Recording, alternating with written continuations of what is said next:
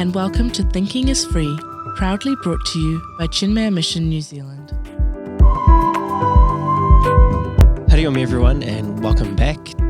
My name's Akash and with me I have Ishanji and Pooja. Hariom. Hariom. So a very, let's just paint the picture, right? It's Sunday morning.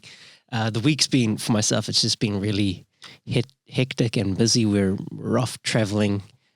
So everything's down to the wire. You know, you got work deadlines, you need to meet families. There's certain things that come up during the week and everything just goes astray and it's on the fly and, you know, you just somehow, everything kind of gets sorted and gets done. And that kind of brought me to today's topic, you know, which is, do you always need to have a plan? Because moments before this, we started shooting this, Ishanji was just asking what the agenda was for the podcast. And I was like, well, to be honest, I haven't really thought about it this week. It's just been, you know, when your mind gets so occupied and other things take priority, you know, it gets a bit overwhelming. And you like for me, my biggest focus was just getting this consent in. Yep. So that's what I put my energy towards. And then what I was thinking about was, so like we've recorded a number of podcasts. We kind of understand the format and we know how these things work. So where do we draw the line, and do we always need to plan a podcast, or do we always need to plan certain things in life, or is it better to just avoid all the confusion, the analysis, and just, you know, sometimes you just need to get in and get it done.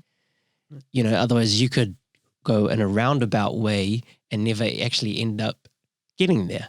Imagine if we sat there on WhatsApp and, you know, we're like, oh, we should discuss this. No, we should talk about this. But what about this? Like, even just before we recorded this session, we were discussing whether we talk about this topic or another topic, and we could have spent so long going on about it, you know? Mm-hmm. And so it's like, okay, do we always need a plan? Do we always need to go where we're going in life? And before Ishanji speaks, because I know he just wants to school us. He's got the right answers. Maybe based on your personal experience, Pooja, do you want to? Yeah. You know? I think for me, having a plan is always nice to like have it out on paper, but I rarely get to follow my plan just because there's so many things that I cannot control once things get going. And I'm like remembering this quote that people say was like, if you want to make God laugh, tell him your plans. And I think that's just like talking about how like things never work out as you plan them to work out. And for me, I kind of associate with having a plan with like, trying to control things that are out of your control.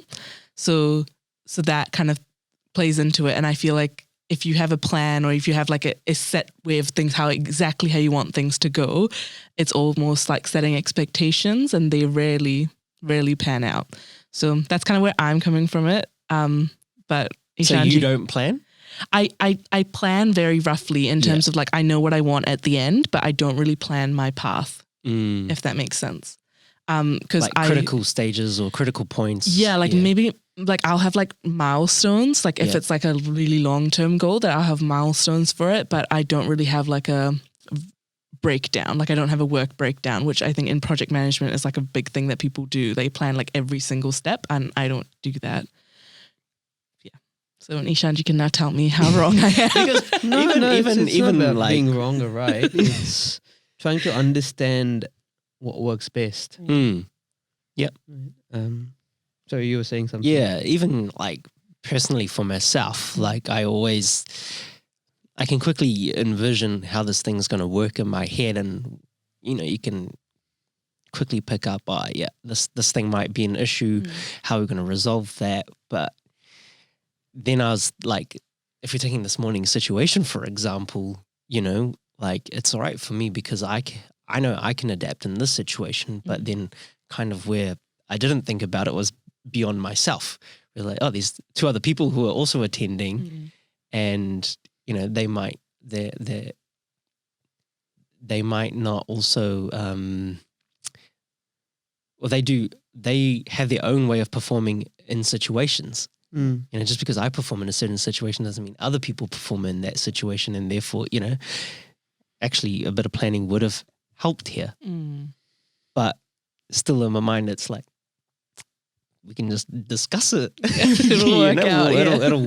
It'll work out. There's the risk of not planning in this scenario was like, there's no great consequences. Like the consequences weren't so, like it wasn't going to harm anyone. Yeah. I feel like if, let's say you're putting on an event, then it's different because the consequences are far greater. But also what kind of like being in the, and I can also see where plan kind of helps because it helps you to stay on time, to stay on track. When budget comes into it, it helps you to keep costs down, you know. People are spending money and make sure it's spent properly. But yeah, sometimes it's just hard with rules. You know, I feel like a plan's almost like having rules. Yeah. I personally feel a good plan takes into account things that are going to go wrong. And a good plan also knows or takes into account that not everything will go according to plan. That's a good plan. If we think a plan means sticking to a particular script, that's a script, that's not a plan. Right? Planning means knowing clearly where we are going and what path we want to be taking. And then, yes, there'll be a few variations, but I roughly know what I'm going to do, how I'm going to do it, what I need to get it done. Without a plan, it's just a lot of chaos. This is what I find. And I think if you ask any project manager or any individual in an organization who has to lay out a goal that is to be achieved for numerous people involved, it does require planning. Without plan, things don't work. Yeah. Even in life, I think if we don't plan it and we just take things played by the ear and we'll see how it goes without a clear intent in our mind that this is where I want to be, isn't life just going to be doing a lot and not achieving anything real out of it? Is having a goal or a destination in mind enough of a plan, or does it need to be like thought about a bit more? Yes, we need a little bit more than where we want to be. Okay. It can't just be, I want to get there, but I have no clue as to how I'm going to do it. I mean, I'm just thinking about like how when we talk about Vedanta and how when we talk about the end goal is to realize or to understand the truth, but there are multiple paths to get there. Yes. So do I need to know exactly which path I'm going to take to get there? Like just as a very like broad example. Right. That's a good way of thinking about it, actually. You know, I've just been thinking about it in general life. Yeah. Like, Yeah. oh wow. Right. So we'll take it with example of spirituality and then we'll cross it over with our daily lives. Yep. In Vedanta, there's this term that is often used called sadhya, sadhana, viveka. Sadhya means goal. Sadhana means the instrument or the means adopted to attain the goal. And viveka means the ability to make the right choices. So I need to have a goal in mind and I need to have adopted the right path to achieve the goal. Now, as you said, there are multiple pathways to achieve the goal in Vedanta. But not every pathway is for everyone. Yeah. Right? Those various pathways are given based on the variety of people present in a given population. But for me, there is one path that is suitable best to me. I need to know that path to achieve my goal. If I take on the wrong path or I take another path, which also in theory leads to the same goal, it's going to be a struggle for me because that's not the right path for me. Because it's not suited to my personality type. So again, that viveka, that ability to make the right choice has to be there. Planning has to be there that, yes, this is my goal and I would like to get there, but what's the best way for me to get there? The quickest way, the smoothest way, the most enjoyable way. Why would you want to unnecessarily take on a lot more difficulties on the way getting there? You don't want to risk not getting there. Right? This is obviously with spirituality, it becomes a little bit vague for us because, maybe. I'm not. But imagine you're working for you want to be a doctor. And let's make it more realistic in terms of a tangible thing that we can relate to in the world outside. Let's say I want to work as a doctor. There is a fixed pathway of getting there, right? Yeah.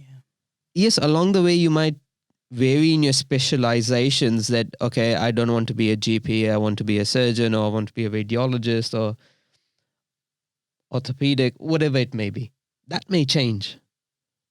But the goal's clear that I want to serve people based on what skills I have, which may be science, and I'm good at,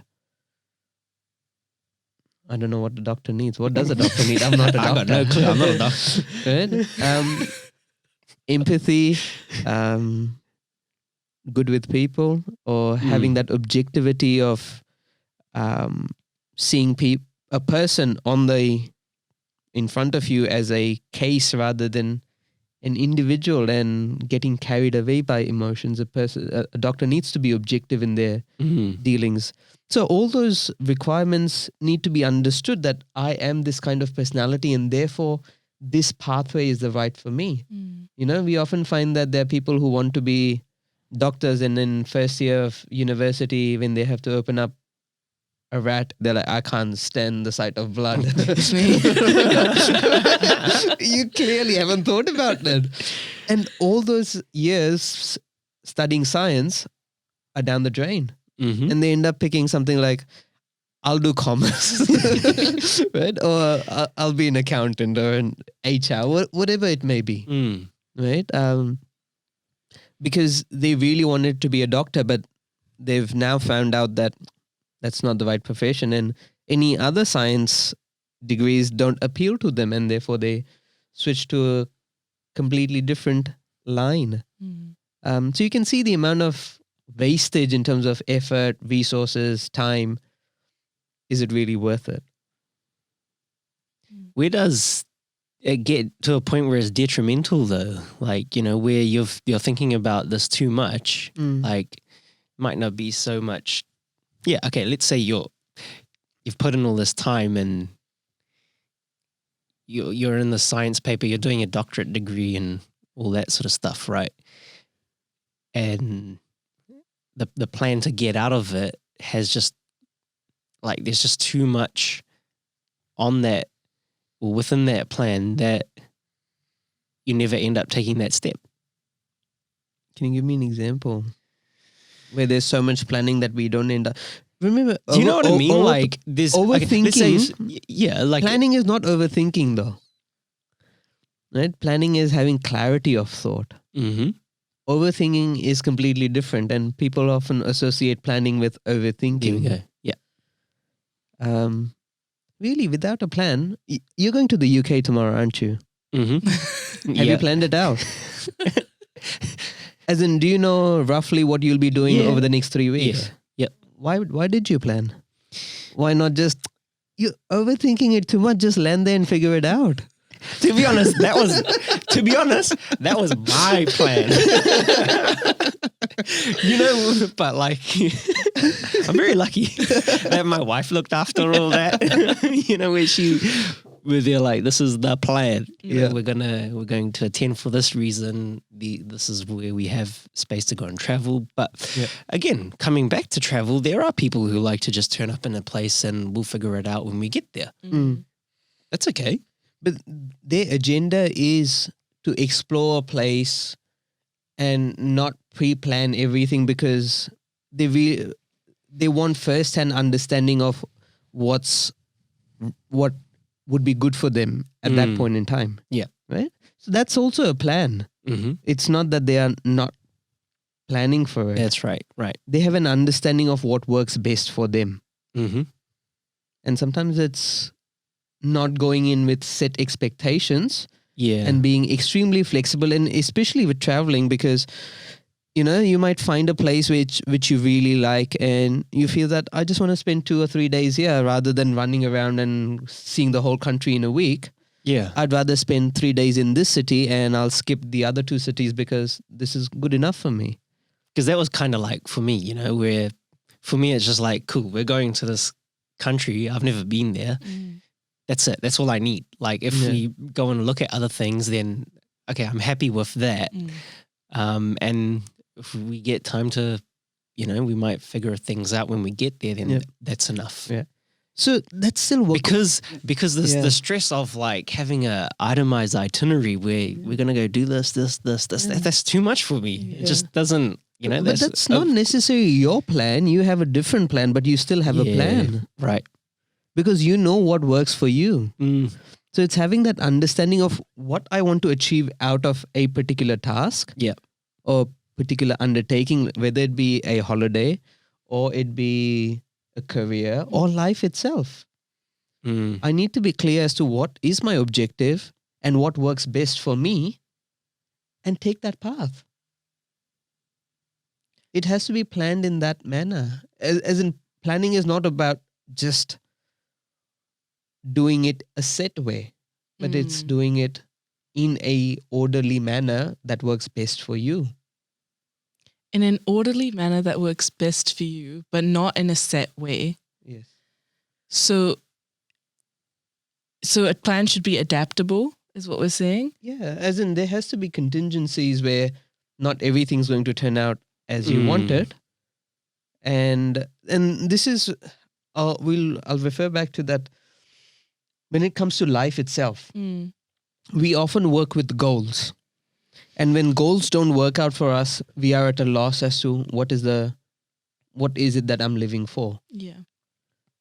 And very beautifully in the Make It Happen program, Swamiji explained to us that life is fulfilling not with goals but with a purpose.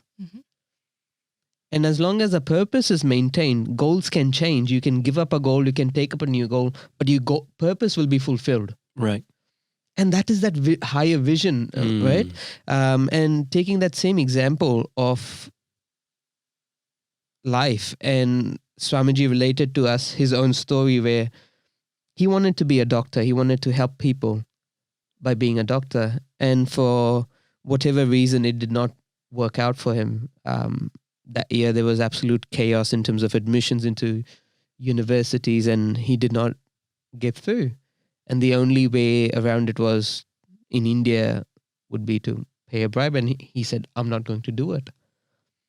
And it so happens that in the time thereafter, he came across Vedanta and Puja Gurudev, and his life took a turn towards spirituality. And he says, I'm still fulfilling my purpose. I'm just helping people in a different manner now. So the goal may not have been achieved. Keep going. But the purpose has been achieved. Yeah. Right? So we're not saying be so set that it does not allow for flexibility, but I should be knowing what is that objective or purpose of life. Yeah.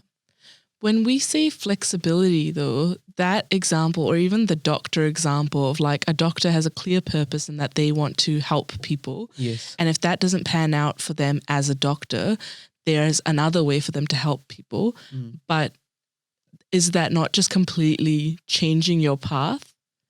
Like your purpose is the same, but like all this work that you've done towards this goal or this goal under your purpose now has to be switched to then do something else that still helps people under your purpose, but like is a completely different field now. But the objective was to fulfill your purpose, not just achieve a goal. All right. Yeah. Okay. Just going back to like earlier in the podcast when Akash was just saying that things just work out. So is the idea of not having a plan so if, for example, even just with this episode, not having a plan as we kind of went into this, the lack of plan still yields a good enough result? Like we're still having a good discussion, but are we saying that because if we had a plan, we could have gotten a better discussion? Is that like an example of a plan? And Yeah, like absolutely. If we have a agenda in mind and we have, and a plan does not mean a script, right? None of our podcasts are scripted. No. But having a certain idea in your mind and knowing, okay, these are the potential topics that we can talk about. These are the potential questions I have. It's there in your mind and you're able to bring it out. It's not fumbling around and just going with the flow of it. Yes, it may turn out to be a good podcast or it may not turn out to be a good podcast. Yeah. That's the difference between what is planned and what is unplanned. And by planning, we are not saying every single word is written down. Where does grace come in? You know, people are like, I will let the grace take me, you know? the grace of God, yeah. The grace of God will carry me through this. Right. So in Vedanta, grace is only through the seeker's efforts. Right. Grace is always there. But it's my effort that allows me to tap into it. So if I've not helped myself, God's not going to help me. Because people just sit there and be like, the grace is coming, man. The grace is coming. Right? So when the idea is when I'm working towards it, towards a goal, that tuning in with the goal itself happens and that starts guiding me. But for that, I have to take the first few steps and be in tune with the goal. And thereafter, what happens is grace, right? Something that I did not think of before, but because my mind was in tune with the objective or the goal, there were new insights revealed to me, or I found a new way of doing things, and that's grace. Yeah. But if I do not put my own efforts or work into it, there is not going to be any grace on me. This is the Vedantic way of looking at things. Yeah. Because I know that, you know, there's people who want something to work out. Let's say I want to top the class or I want to study, you know, and I spend this amount of time doing my japa and going in the puja room at home, you know, like, please God, help me. Yeah. But and God will help if He helps. if you put in the effort, put you in know, the like effort you to just get there. at the like 11th hour, you doing that. Please, I got my exam tomorrow. Help me. It's not going to work. Yeah, it You know? won't work. Yeah. Right? And therefore, we have to understand the difference between planning and overthinking. Planning is not scripting it out, but planning is having that clarity, that sadhya, sadhana, viveka, that this is the goal or the purpose of my life, and this is what I would want to achieve. This is what fulfills me. This is what is right for me. And then we chart out ways of getting there. And if it doesn't work out, another way will open up, and I don't need to worry about it. As in, goals may change, but my overarching purpose of life still remains the same. And I'm not left disappointed. And that comes only with planning and clarity. I think the lack of planning just makes us fumble along the way. Yeah. And I think it's down to, like, because I take quite a few sessions on a weekly basis, no matter what age group I'm addressing or what text I'm taking, I do make it a point to prepare for it. And prepare does not mean that I know exactly what's going to come out of my mouth at a given point in time. That, you know, at 7:30 when I start, I will do this, and 8 o'clock I should be here. 8:30 I'll be here. No, these are the main points that I feel we should be covering. And as long as that's set, then the flow is there, and I'm it makes the exercise more worthwhile both for myself and for the people I'm helping facilitate the Mhm. study of Vedanta for. Yeah. Without a plan, I think it just be, yes, it might be good, it might not be good. Would it be fulfilling? Maybe, maybe not. Could I do a better job? Definitely. And I guess it's not very sustainable as well. No. You know, you might get it on the first shot and it'll work out. Yeah. But if you're constantly relying on the fact you're not having something there, you know, Yeah. can be quite detrimental. Yeah. So that's my stance on planning. Yeah. It has to happen. Mm-hmm. We're not saying become bound by it, Yeah. but it does help make things a lot more simpler. Mm-hmm. Yeah. How do you not get bound by it? And I guess I'm asking from the point of view of if it doesn't work out, how do you then not let that stick to you and then just continue to act and adapt? Because I think often there is, because for example, for myself, I had a goal of I wanted to study engineering at Auckland University. Unfortunately, because I kind of fluffed around in my final year of high school, I didn't get into the program at Auckland Uni and I got into the program at AUT. But that for me was like such a blow and it really knocked me down. And even though I had the opportunity to study at AUT, I felt like I wasn't making the most of it because I was just so preoccupied with the fact that my first goal didn't work out. So I think there are times where my emotions to this day still get in the way when a goal doesn't kind of work out the way I envisioned it when I started acting. Yeah. So what would be the advice kind of to get around something like that? So first is, from what you mentioned, the goal was not achieved out of due to lack of effort. As in, you acknowledge that you fluffed around in your Yes. last year. Definitely lack of Right? effort. Yeah. So You said it wasn't lack of effort. I was like, I feel like I did say that pretty clearly. right? So if there was a plan Mm. that is kept in mind, Yeah. that compromise on effort does not take place. Mm. Right? So we are always on cue. We are switched on that this is the purpose. This is what I have to achieve. Yeah. And this is what's most important to me. A plan allows for that. Mm. When we lose sight of a plan or we don't have a plan, our commitment wavers up and down, Yes. right? So a person can do their best and yet not achieve it. Mm. A person can compromise on their efforts and not achieve it. Mm. The way of dealing with those two is very different, Okay. isn't it? Yes. Yeah. When we do our best, then we really don't have a choice but to accept. And with faith, with surrender that, okay, if this did not work out, there must be something better for me in store. Holding on to this idea that I have my own destiny to fulfill and the higher power is guiding me towards that. Mm. We can work with it. But when we know we have compromised on our efforts, then our first task should be do not let that happen again. Mm. Or else we'll just make it as an excuse not to achieve our goals and go with the flow Mm.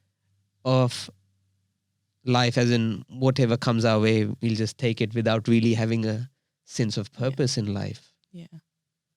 So, I think it begins with recognizing that it's due to lack of my efforts Mm. and I need to make up for it. Yes, mistakes were made. We don't crucify ourselves for it, but we need to learn from it and not let it happen again. Mm.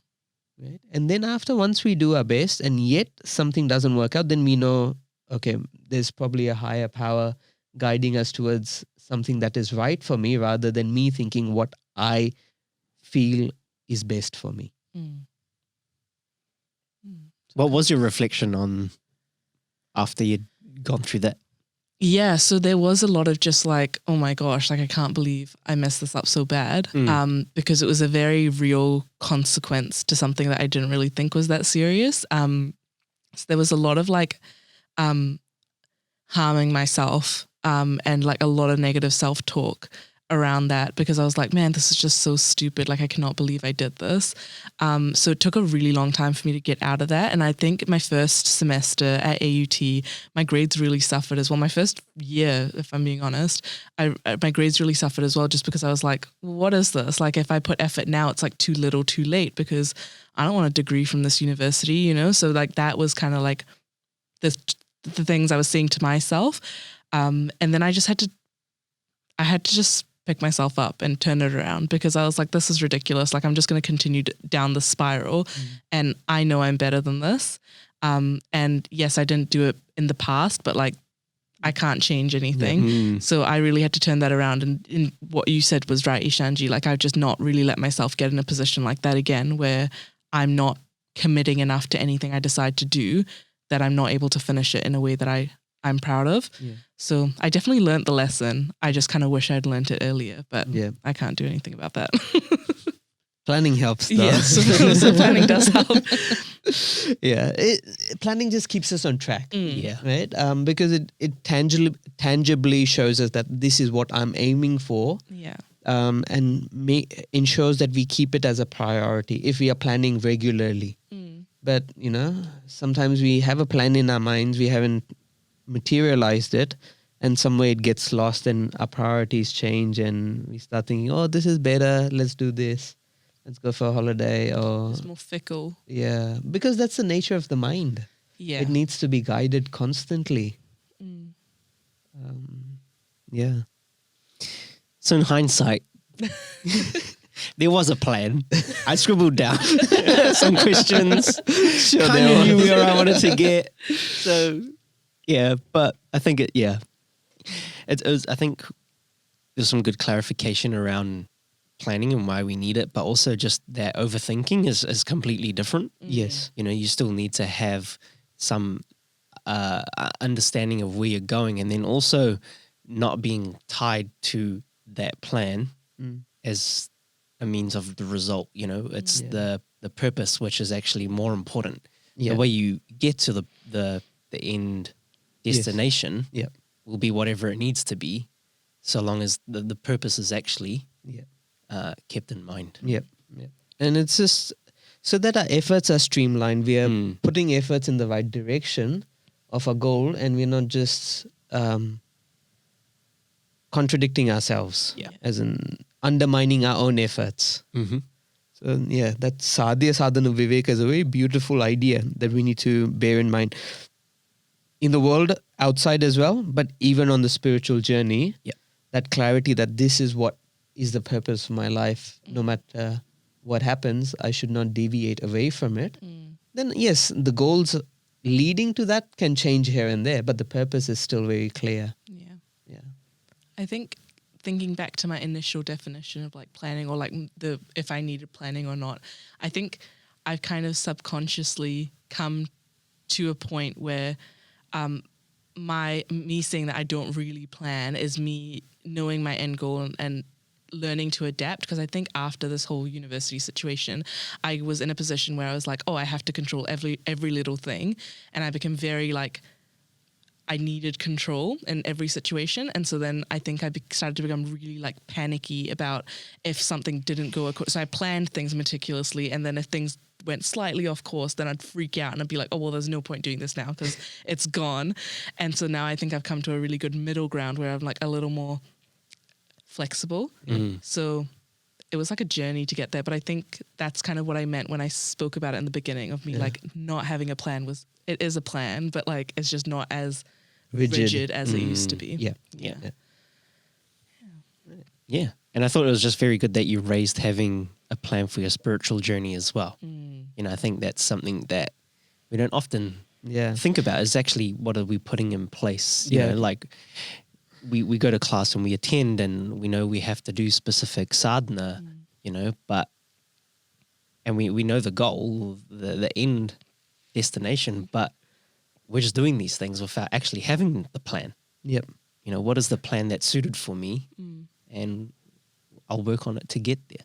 Exactly. And many a times, especially in spirituality, we're doing something or the other, not knowing where it's going to lead Yeah. to, Yeah. because everything falls under this broad classification of a spiritual practice. Mm. But what's right for me at this point in time? Yeah. And those sadhanas, the spiritual practices, also have to change from time to time Yeah. to cater to my growth and my changing mindset. Which then again, just reaffirms the purpose. Yeah. This is why I'm doing it. Yes. Yes. Absolutely. Very good. Thank you. We made it. Yeah, thank you, Ishanji, and thanks, Pooja. Thank you. Hari Hari Om. Om.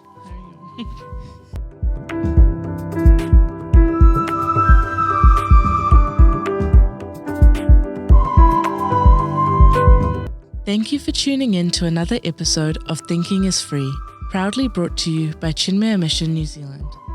For more information on events, courses, Seva projects and study groups, please visit chinmaya.org.nz. Hari Om.